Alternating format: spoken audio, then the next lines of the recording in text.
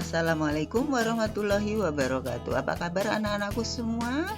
Jumpa dengan Ibu. Kali ini kita akan bahas mengenai tekanan, pressure atau P, lanjutan dari materi yang kemarin, yaitu bagian yang keempat, hukum Archimedes. Karena minggu kemarin kita sudah bahas mengenai tekanan pada benda padat, yang kedua tekanan pada zat cair atau tekanan hidrostatis, yang ketiga mengenai hukum Pascal. Kali ini yang keempat kita akan bahas mengenai hukum Archimedes.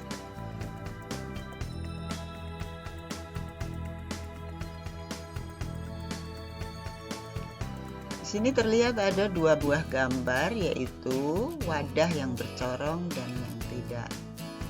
Wadah yang bercorong kita isi air rata dengan lubang corongnya supaya tidak tumpah.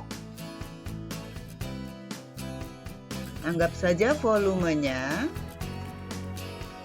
tengah-tengah 750 ml, maka penuh 1500 ml. Jika kita masukkan benda ke dalam zat cair ini,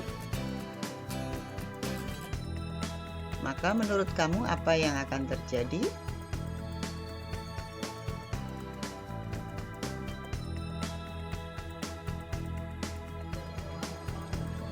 Zat cairnya akan tumpah ya ke wadah yang lebih kecil. Dan tumpahan itu merupakan volume dari benda yang dimasukkan atau zat cair yang dipindahkan, besar zat cair. Ternyata anggap saja 350 ml. Gaya apung atau Fa sama dengan rumusnya Rho kali G kali V, volume benda, yaitu sama dengan massa jenis air itu 1000 kg per meter kubik kali gravitasi 10 Newton per kilogram kali volume benda, yaitu 300 ml setara dengan 350 cm kubik.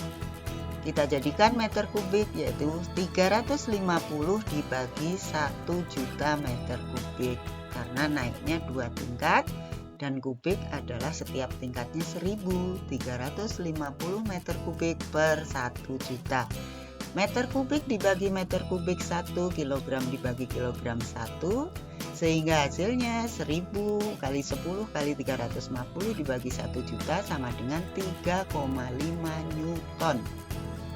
Atau misalkan ada soal, bila benda di udara ditimbang dengan neraca pegas, beratnya 10 Newton, kemudian begitu masuk ke dalam air, tentu akan lebih ringan, ditimbang menjadi 6,5 Newton. Tentukan gaya apung yang terjadi pada benda tersebut. Kita lihat Fa gaya apung sama dengan berat zat cair yang dipindahkan atau ditumpahkan, sehingga rumusnya bisa Fa sama dengan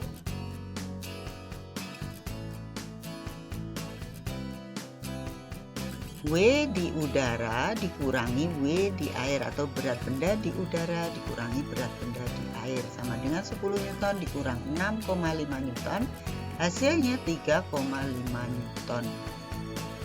Jadi hukum Archimedes berbunyi,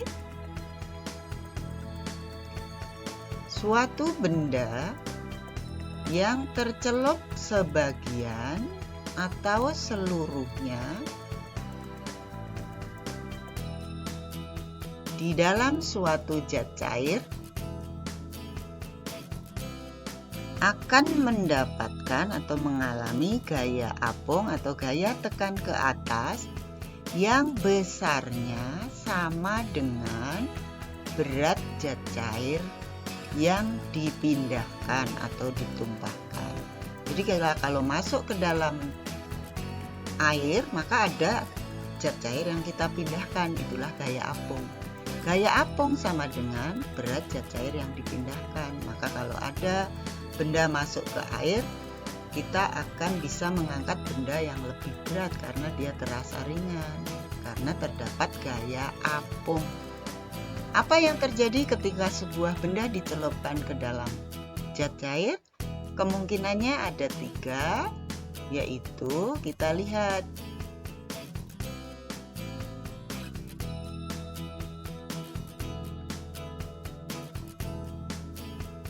ada benda yang posisinya seperti pada gambar ini, yaitu hanya tercelup tapi sebagian.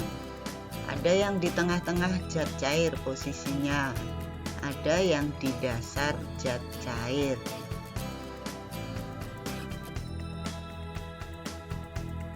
Posisi ini disebut benda ini mengapung atau mengambang. Yang di tengah-tengah posisinya disebutnya adalah melayang. Dan yang di dasar air maka disebutnya adalah tenggelam. Benda disebut mengapung jika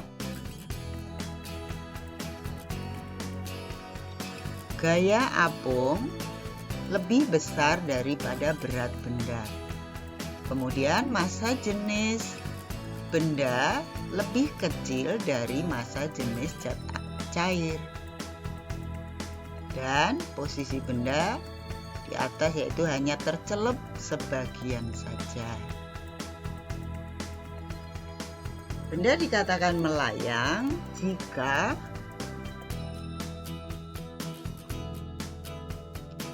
gaya apung sama dengan berat benda. Dan yang kedua, massa jenis benda sama dengan massa jenis zat cair. Dan posisinya di tengah-tengah, artinya benda tercelup semuanya atau seluruhnya. Benda dikatakan tenggelam jika gaya apung lebih kecil daripada berat benda. Massa jenis benda lebih besar daripada massa jenis zat cair. Dan benda tercelup seluruhnya, dia berada posisinya di bagian dasar zat cair.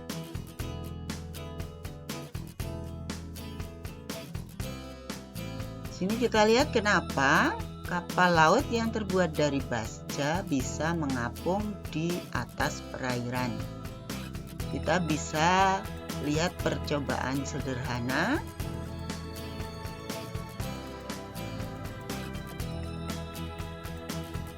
Sini ada plastisin atau lilin mainan yang kita buat bentuknya seperti perahu, maka kalau kita taruh di air, dia akan mengambang atau mengapung. Sedangkan yang plastisin yang berbentuk bulat, tengahnya berisi seperti kelereng, maka dia akan tenggelam. Benda satu adalah plastisin dengan bentuk perahu.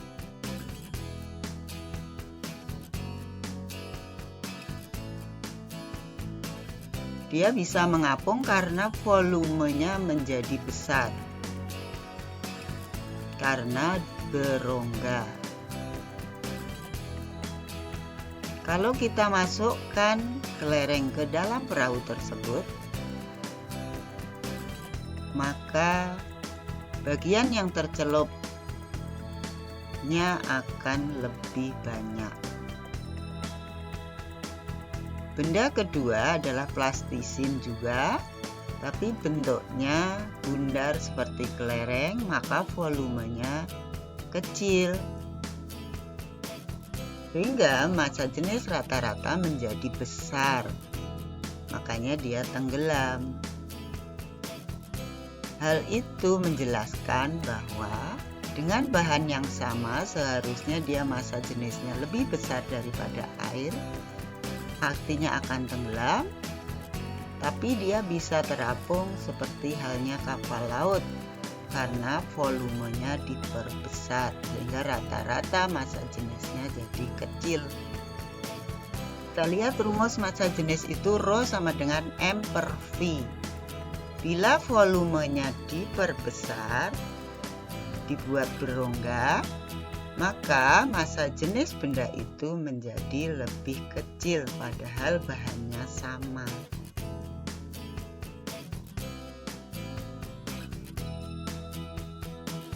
Penerapan hukum Archimedes dalam kehidupan sehari-hari, kita bisa lihat tadi, yang pertama adalah kapal laut, yang kedua kapal selam, di dalamnya berongga, kalau untuk menyelam diisi air begitu, mau mengapung dia dikeluarkan air. Tiga, galangan kapal. Yang keempat adalah jembatan ponton, yaitu terbuat dari drum. Drum itu adalah kaleng. Kalau kaleng bentuknya tidak seperti drum, maka dia akan tenggelam di air. Karena dia dibuat berongga dan tidak berlubang, maka bisa mengapung di permukaan. Kemudian kita bahas mengenai tekanan udara.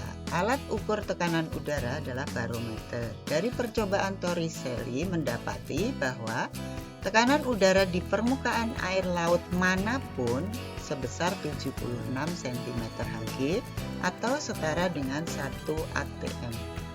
Berdasarkan penelitian, ternyata setiap kenaikan 100 meter dari permukaan air laut, maka tekanan udara akan turun 1 cm3, sehingga kita bisa melihat ketinggian suatu tempat atau juga tekanan udara di suatu tempat. Di sini kalau ada soal seperti ini, mari kita selesaikan. Tekanan di kota A diukur dengan barometer, tekanannya 68 cm3.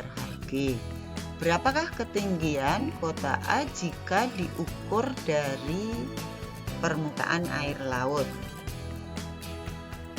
Kita coba ya. Selesaikan selisih tekanan udara di permukaan air laut dengan kota A sama dengan 76 dikurang 68 cm3 sama dengan 8 cm3. Maka tinggi kota A sama dengan 8 kali 100 meter sama dengan 800 meter. Soal yang kedua, berapakah tekanan udara di suatu tempat jika terletak di ketinggian 5.000 meter dari permukaan air laut? Tekanan udara di tempat itu sama dengan 76 cm3 dikurang 5.000 meter dibagi 100 meter. Meter dibagi meter sama dengan 1. 5.000 dibagi 100 sama dengan 50. Sehingga hasilnya 76 cm3 dikurang 50, hasilnya 26 cm3. Prinsip tekanan ternyata ada di dalam tubuh makhluk hidup. Contohnya adalah kita lihat di tubuh manusia ada peredaran darah. Kita tahu tekanan darah normal manusia berkisar 120 per 80 mm². Itu bisa diartikan saat sistol atau berdenyut atau berkontraksi tekanannya 120 mm². Pada saat atau fase diastol atau istirahat tekanannya menjadi 80 mm². Jadi sistol dan diastol bekerja dan istirahat bergantian jantung kita itu selama manusia masih hidup. Di tubuh tumbuhan saat transportasi air dan garam mineral dari tanah, maka akan terjadi tekanan. Ingat bab mengenai struktur tumbuhan. Air dari dalam tanah masuk ke dalam akar menggunakan tekanan osmosis, kemudian dari akar ke batang karena adanya tekanan akar. Itulah materi mengenai tekanan pada kali ini. Semoga kalian paham. Untuk lebih memahaminya, maka nanti akan Ibu berikan soal-soal latihan di file lain. Wassalamualaikum warahmatullahi wabarakatuh.